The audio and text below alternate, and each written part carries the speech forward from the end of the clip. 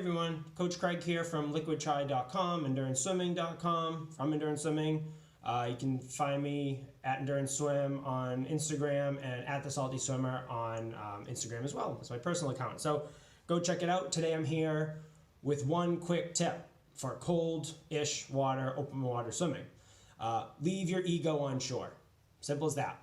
What does that mean? So when we start getting into cold water swimming, there's a lot of dangers, most specifically hypothermia and eventually death if you don't listen to your body. So what that means is with leave your ego on shore, that means don't have time goals, don't have distance goals, don't let peer pressure kind of seep in and force you to push your limits beyond what you're comfortable doing. You need to go in with an open mind saying, hey, getting in is good enough, or getting to the beach or the lake or the pond or whatever is good enough. Because when you're dealing with 45 to 55 degree water, that's cold water. Whether you're in a wetsuit or not, if you're not used to it, that's really cold water. So when you leave your ego on shore, you are basically saying, I'm going to listen to my body and I'm going to be smart. It's hard to do. Being smart's tough. I'm terrible at it. I'm sure a lot of you are. So be smart, listen to your body, because if you aren't feeling 100%, things get out of hand very quickly in an extreme environment like cold water. So when I go personally, I don't have a time goal. I don't have a distance goal. I just see how I feel. So I get in slowly. I walk in, I splash some water on my body, on my face, on the back of my neck, armpits, see how I feel, get up to my waist. I might bob up and down slowly, like just kind of dip to shoulder, stand up, see how I feel, do it again, a couple more times, splash some more water on my face, and eventually I'll dunk underwater. Once I kind of feel good and that shock is worn off, then I'll start swimming. I'll start swimming with my head up for whatever, a minute or so, and then I'll start putting my face in, because some people get the ice cream headache. When you do get the ice cream headache, it will go away with the exposure to the cold. So what I'll do is I'll put my face in, and if I have it, I'll pick it up, and then I'll just keep picking, sighting and putting it back in until the headache goes away, and then eventually I'm good. But I throw out any time or distance goals. Like, I'm in, I'm swimming, I feel good. When it's time to get out, basically when you start getting cold, get out. All right, that's the safest thing you can do. Get out. If you start shivering, that's bad. If you get your hands are like this when you think they're like this, that's real bad.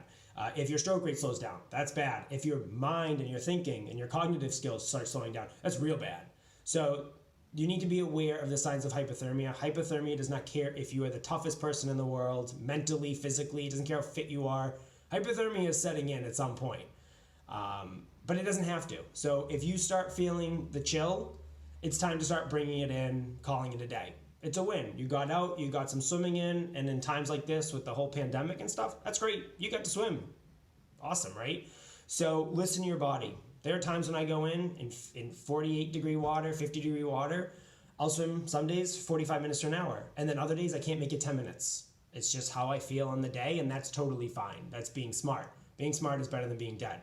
So leave the ego on shore. Along with that is you're not a hero, right? You don't need to swim out to sea. You don't need to swim to the middle of the lake. Maybe you do, I don't know the lake. But personally, like for me, I swim parallel to shore. I swim in the ocean, I go waist deep to chest deep, and then I go horizontal and I start swimming. It's simple, right? As long as my hands are clearing the surface and I'm not in the kill zone of the waves, I don't need to be in the middle of the ocean. There's no benefit to that in cold water. There's no real benefit anytime, I guess, but especially in cold water, because if you have an incident where someone has to run in and get you, or you have an emergency and you don't have a spotter and your swim buddy's going to bring you in, or you just need to get out fast, it's a lot easier to just stand up and walk out, or for your spotter to run into their waist and pull you out. Because if you have an incident and you're in the middle of the lake, or you're 200 yards offshore, your spotter, if they're not a solid swimmer in a wetsuit, they might not be getting you. So, and if they do try to get you, there might be two bodies instead of one, and that's even worse, right? So be smart, like leave your ego on shore, get rid of all the time and distance goals, and you don't need to be a hero swimming out to the middle of the lake or the middle of the ocean.